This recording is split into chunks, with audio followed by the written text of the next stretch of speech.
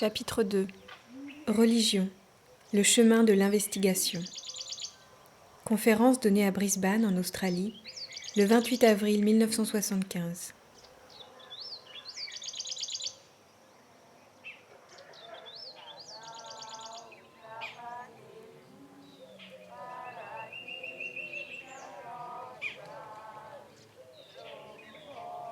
Les gens ont des idées nombreuses et différentes sur la nature de la religion en général et du bouddhisme en particulier.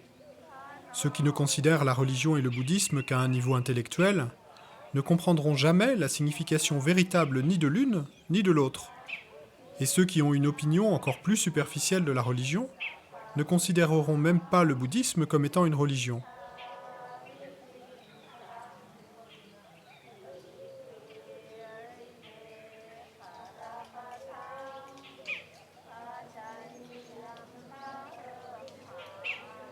Tout d'abord, dans le bouddhisme, on ne prend pas un intérêt particulier à parler du Bouddha lui-même. Lui non plus. Cela ne l'intéressait pas que les gens croient en lui. Donc, jusqu'à ce jour, le bouddhisme n'a jamais encouragé ses disciples à simplement croire en Bouddha. Notre intérêt a toujours porté davantage sur la compréhension de la psychologie humaine, de la nature de l'esprit.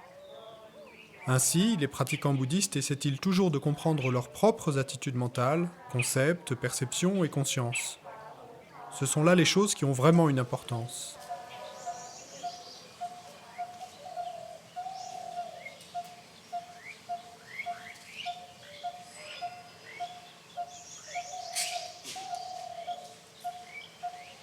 Sinon, si vous vous ignorez et vous désintéressez de vos émotions perturbatrices pour vous concentrer sur une notion plus noble, comme celle de savoir ce qu'est Bouddha, votre voyage spirituel deviendra une hallucination semblable à un rêve. Cela peut arriver, prenez garde. En fait, pour vous, il n'y a pas de lien entre le Bouddha ou Dieu et vous-même. Ce sont des notions complètement séparées. Vous êtes ici-bas, Bouddha ou Dieu est tout là-haut. Il n'y a pas du tout de connexion. Cette manière de penser n'est pas réaliste. Elle est trop extrême. Vous rabaissez une chose à l'extrême inférieur et élevez l'autre à l'extrême supérieur. Dans le bouddhisme, il est dit d'un tel esprit qu'il est dualiste.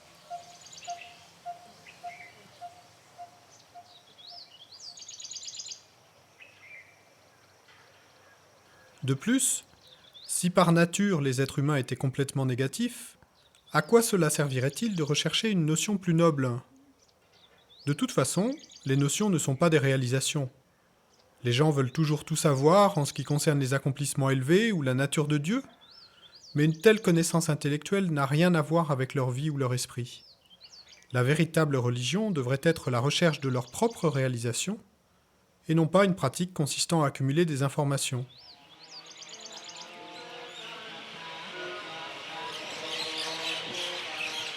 Dans le bouddhisme, notre intérêt principal n'est pas une simple quête de connaissances intellectuelles.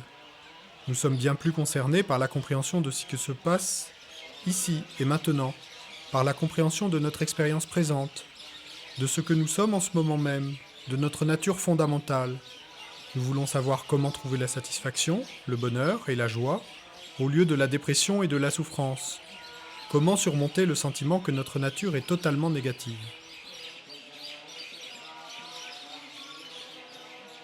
Le Bouddha a dit que, foncièrement, la nature humaine est pure, sans égaux, tout comme le ciel est clair par nature, sans nuages.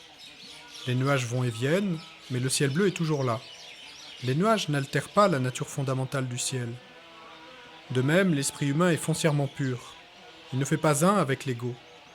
Dans tous les cas, que vous soyez ou non un pratiquant, si vous n'arrivez pas à vous dissocier de votre ego, vous faites erreur. Et vous vous êtes créé une philosophie de vie totalement irréaliste qui n'a absolument rien à voir avec la réalité.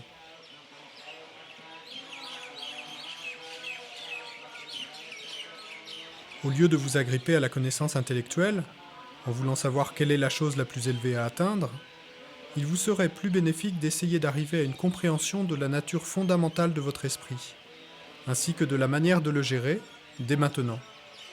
C'est tellement important de savoir comment agir avec efficacité. La méthode est la clé de toute religion, la chose la plus importante à apprendre.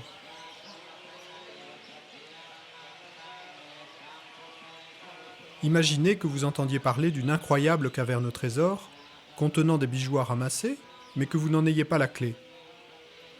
Tous vos fantasmes quant à la manière dont vous allez dépenser votre fortune fraîchement découverte relèvent de l'hallucination la plus totale. De même, fantasmer sur de merveilleuses idées religieuses et des expériences élevées, mais n'avoir aucun intérêt dans l'action immédiate ou dans les méthodes de réalisation, est un manque total de réalisme. Si vous n'avez pas de méthode, pas de clé, aucun moyen d'intégrer votre religion dans votre vie quotidienne. Alors, il vaut mieux prendre un Coca-Cola. Au moins, cela vous désaltérera. Si votre religion n'est qu'un concept, elle est aussi immatérielle que l'air. Vous devriez prendre bien soin de comprendre exactement ce qu'est la religion et comment elle doit être mise en pratique.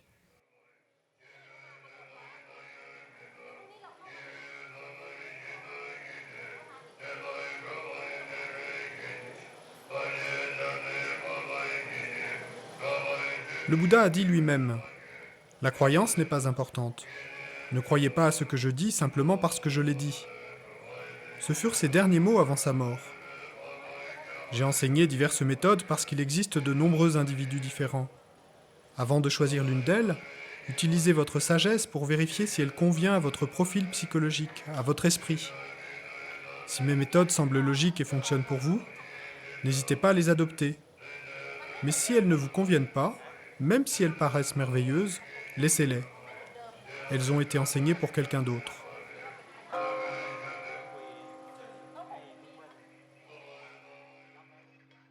De nos jours, il n'est pas possible de demander à la majorité des gens de croire à quelque chose tout simplement parce que le Bouddha l'a dit, parce que Dieu l'a dit. Cela n'est pas suffisant pour eux. Ils le rejetteront, ils veulent des preuves. Mais ceux qui n'arrivent pas à comprendre que la nature de leur esprit est pure seront incapables de voir qu'il est possible de découvrir leur pureté innée et perdront toute occasion de le faire. Si vous pensez que votre esprit est fondamentalement négatif, vous aurez tendance à perdre tout espoir.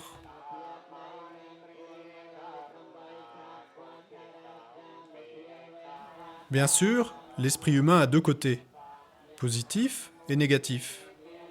Mais le négatif est transitoire, très temporaire. Les hauts et les bas de vos émotions sont comme des nuages dans le ciel. Au-delà de ces émotions, la véritable nature humaine fondamentale est claire et pure.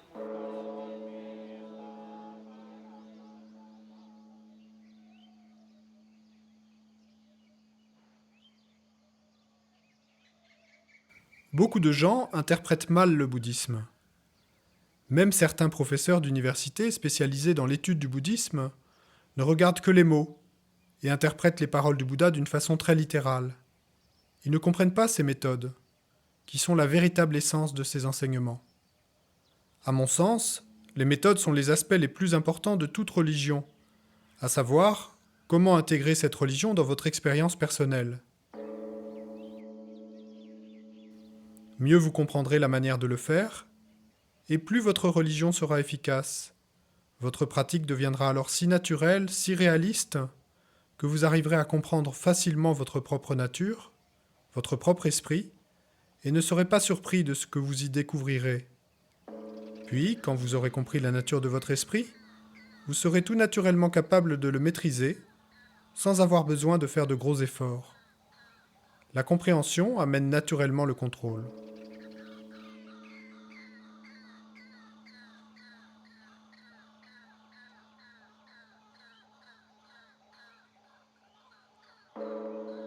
Beaucoup de gens ont tendance à imaginer que la maîtrise de l'esprit est une sorte d'asservissement rigoureux et restrictif. En réalité, la maîtrise est un état naturel. Mais ce n'est pas ce que vous allez dire, n'est-ce pas ? Vous allez dire que par nature, l'esprit est incontrôlé, qu'il est naturel pour l'esprit d'être incontrôlé. Mais il n'en est pas ainsi. Quand vous réalisez la nature de votre esprit incontrôlé, le contrôle survient aussi naturellement que le fait votre état incontrôlé actuel. De plus, le seul moyen d'obtenir la maîtrise de votre esprit est de comprendre sa nature. Vous ne pouvez jamais forcer votre esprit, votre monde intérieur, à changer. Vous ne pouvez pas non plus purifier votre esprit en vous punissant physiquement, en frappant votre corps. C'est absolument impossible. L'impureté, le péché, la négativité, quel que soit le nom que vous leur donnez, sont de nature psychique. Il s'agit d'un phénomène mental qui n'est donc pas possible d'arrêter physiquement. La purification requiert une combinaison habile de la méthode et de la sagesse.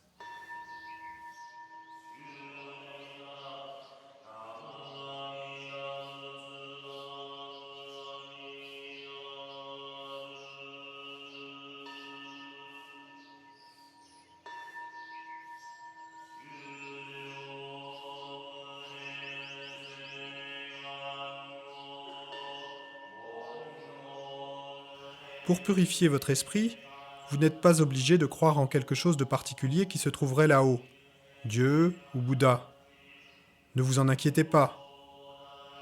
Quand vous réaliserez vraiment que votre vie de tous les jours est caractérisée par ses hauts et ses bas, par cette nature spécifique de votre attitude mentale, vous souhaiterez, automatiquement, mettre en œuvre des moyens d'y remédier.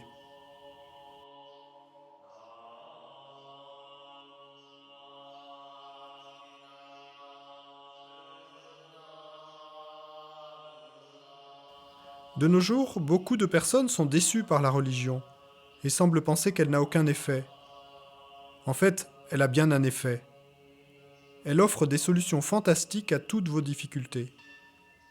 Le problème vient du fait que les gens ne comprennent pas le caractère spécifique de la religion, ils n'ont donc pas la volonté de mettre en pratique ces méthodes.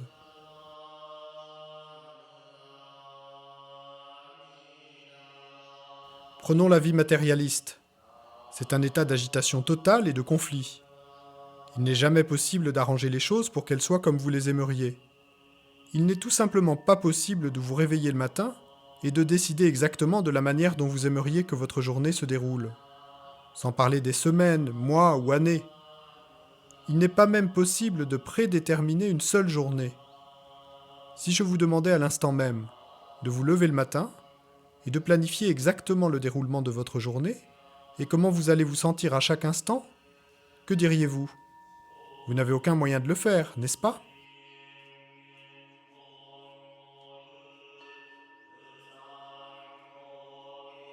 Peu importe à quel point vous assurez votre bien-être matériel, peu importe comment vous arrangez votre maison. Vous possédez ceci, vous possédez cela, vous posez un objet ici et un autre là. Il est impossible de manipuler votre esprit de la même façon. Vous ne pourrez jamais décider de la manière dont vous allez vous sentir toute la journée. Comment est-il possible d'arrêter ainsi votre esprit ? Comment est-il possible de dire « Aujourd'hui, je vais être ainsi » ? Je peux vous dire avec une certitude absolue que tant que votre esprit sera incontrôlé, agité et dualiste, il n'y aura aucun moyen d'affirmer cela. C'est impossible. En disant cela, je ne vous déprécie pas. Je parle simplement de la manière dont fonctionne l'esprit.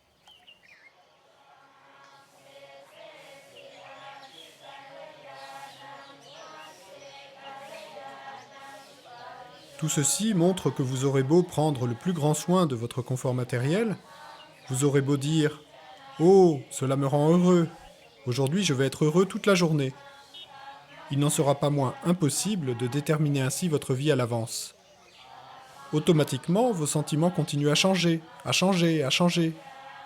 Ceci démontre que la vie matérialiste, ça ne marche pas.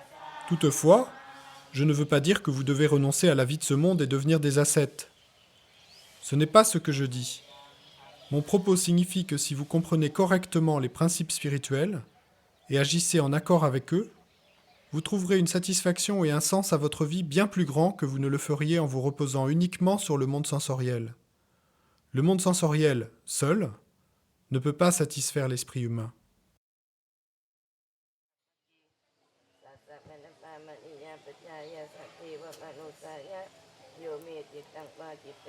Ainsi, pour nous, le seul but de ce que nous appelons religion est de comprendre la nature de notre psychisme, de notre esprit, de nos sentiments. Quel que soit le nom que nous donnons à notre chemin spirituel, la chose la plus importante est que nous puissions faire nos propres expériences et connaître nos sentiments. C'est pourquoi, par expérience, les maîtres spirituels du bouddhisme, au lieu d'insister sur la croyance, donnent une importance primordiale à l'expérience personnelle, en mettant en action les méthodes du Dharma et en évaluant l'effet qu'elles ont sur notre esprit. Ces méthodes nous aident-elles ? Notre esprit a-t-il changé ? Ou est-il tout aussi incontrôlé qu'il a toujours été? C'est cela le bouddhisme. Et cette méthode d'investigation de l'esprit est appelée méditation.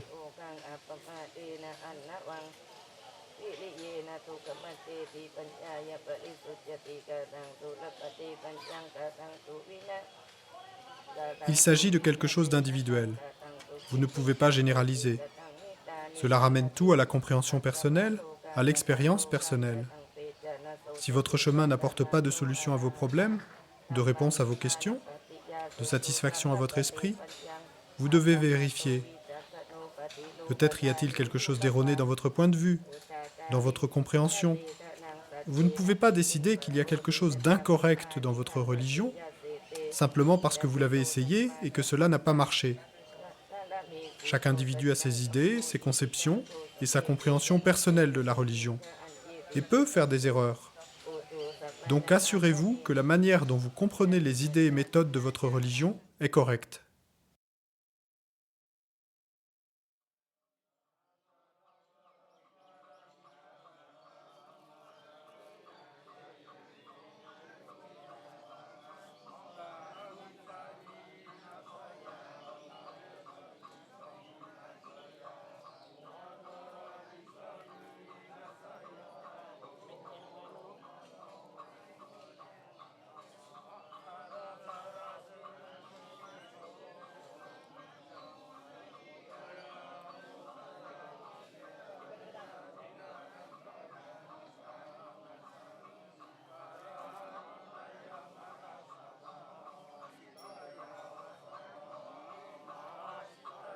Si vous faites l'effort juste, sur la base d'une compréhension juste, vous ferez l'expérience d'une satisfaction intérieure profonde. Ainsi, vous arriverez à vous prouver que la satisfaction ne dépend en rien de l'extérieur. La véritable satisfaction provient de l'esprit. Il nous arrive souvent de nous sentir misérables et de trouver notre monde absurde parce que nous croyons que les choses externes doivent fonctionner exactement selon nos plans et nos attentes. Nous espérons que des choses changeantes par nature ne changent pas, que des choses impermanentes durent toujours. Puis, lorsqu'elles changent, nous sommes contrariés. Être contrarié quand quelque chose dans votre maison se détériore montre que vous n'avez pas vraiment compris sa nature impermanente. Quand le moment est venu pour une chose de s'abîmer, elle s'abîme, peu importe ce que vous espériez.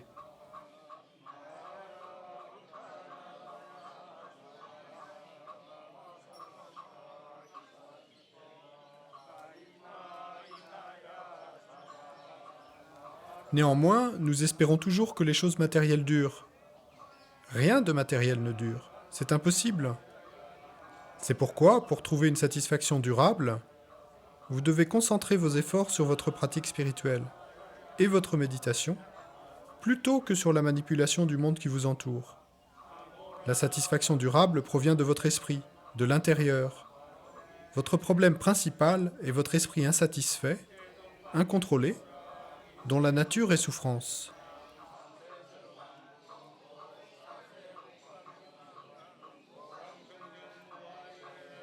Sachant cela, quand un problème surgit, au lieu d'être contrarié parce que vos attentes ne sont pas satisfaites et de vous étourdir avec des activités externes, détendez-vous, asseyez-vous et examinez la situation à l'aide de votre esprit. C'est une manière bien plus constructive de gérer vos problèmes et de pacifier votre esprit. De plus, en faisant cela, vous permettez à votre sagesse-connaissance innée de se développer. La sagesse ne pourra jamais croître dans un esprit agité, confus et tourmenté.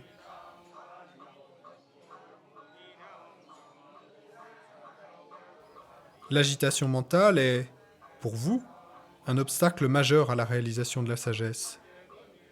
Il en va de même pour l'erreur qui consiste à croire que votre ego et la nature de votre esprit sont une seule et même chose. Si telle est votre conviction, il ne vous sera pas possible de les séparer et d'aller au-delà de l'ego. Aussi longtemps que vous croirez que le péché et la négativité font partie intégrante de votre nature, il vous sera impossible de les transcender. Ce que vous pensez est très important et perpétue très efficacement vos vues erronées.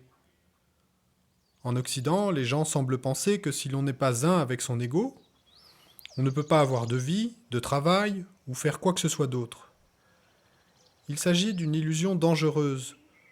Vous n'arrivez pas à dissocier l'ego de l'esprit, l'ego de la vie. C'est un gros problème pour vous. Vous pensez que perdre votre ego, c'est perdre votre personnalité, votre esprit, votre nature humaine.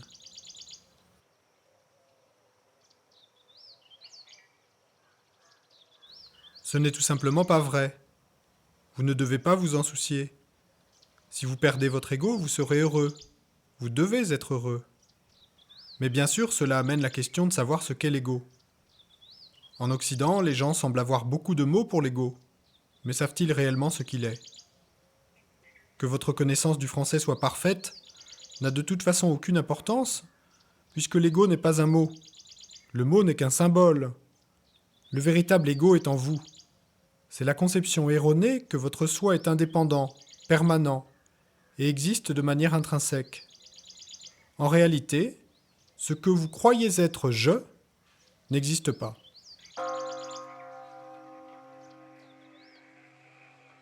Si je demandais à chacun ici de faire un examen approfondi, au-delà des mots, de ce qu'il pense être l'ego, chaque personne aurait une idée différente. Je ne plaisante pas, c'est mon expérience. Vous devez examiner la vôtre. Nous disons toujours, très superficiellement, c'est ton ego. Mais nous n'avons aucune idée de ce qu'est vraiment l'ego. Parfois même, nous utilisons ce terme péjorativement. Oh, ne t'inquiète pas, ce n'est que ton ego, ou quelque chose de semblable. Mais si vous vérifiez plus profondément, vous verrez que la plupart des gens pensent que l'ego est leur personnalité, leur vie. Les hommes ont l'impression que s'ils perdaient leur ego, ils perdraient leur personnalité et ne seraient plus des hommes. Les femmes ont le sentiment qu'en perdant leur ego, elles perdraient leur qualité féminine. Ce n'est pas vrai du tout. Pourtant, si l'on se base sur l'interprétation occidentale de la vie et de l'ego, c'est pratiquement ce qu'il en ressort. Les Occidentaux pensent que l'ego est quelque chose de positif, dans le sens où il est essentiel pour vivre en société, et que sans ego, il n'est pas possible de se mêler à la société. Approfondissez votre investigation sur le plan mental, et non sur le plan physique. C'est intéressant.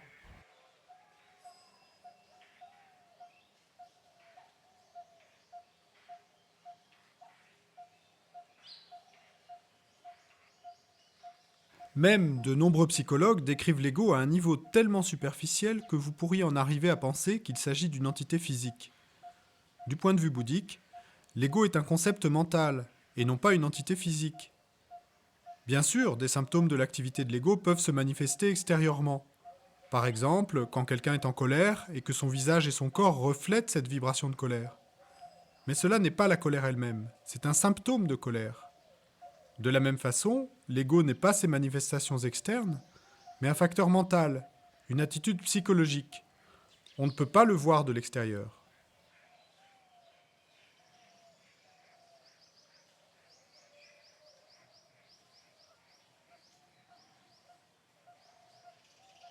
Quand vous méditez, vous pouvez discerner pourquoi aujourd'hui vous êtes bien, alors que vous étiez mal hier. Les sautes d'humeur sont causées par votre esprit. Les gens qui ne font pas d'examen intérieur approfondi trouvent des raisons très superficielles, telles que « je suis malheureuse aujourd'hui parce que le soleil ne brille pas ». Mais la plupart du temps, vos hauts et vos bas sont dus principalement à des facteurs psychologiques.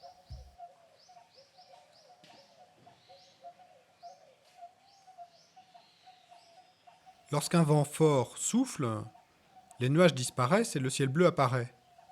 De la même façon, quand la puissante sagesse qui comprend la nature de l'esprit surgit, les nuages sombres de l'ego disparaissent. Au-delà de l'ego, l'esprit agité et incontrôlé, se trouve la paix et la satisfaction éternelle.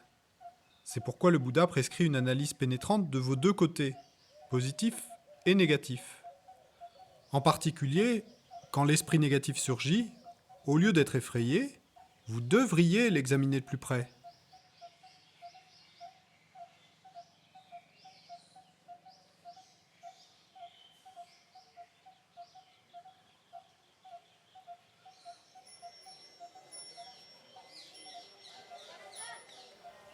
Le bouddhisme, voyez-vous, n'est absolument pas une religion pleine de tact, qui essaierait toujours d'éviter de froisser. Le bouddhisme s'adresse précisément à ce que vous êtes et à ce que votre esprit fait, ici et maintenant. C'est ce qui le rend si intéressant. Vous ne pouvez pas espérer entendre seulement des choses positives. Bien sûr, vous avez un côté positif. Mais qu'en est-il des aspects négatifs de votre caractère ? Pour obtenir une compréhension égale des deux côtés, une compréhension de la totalité de votre être, il faut regarder aussi bien vos caractéristiques négatives que positives, et ne pas essayer de les dissimuler.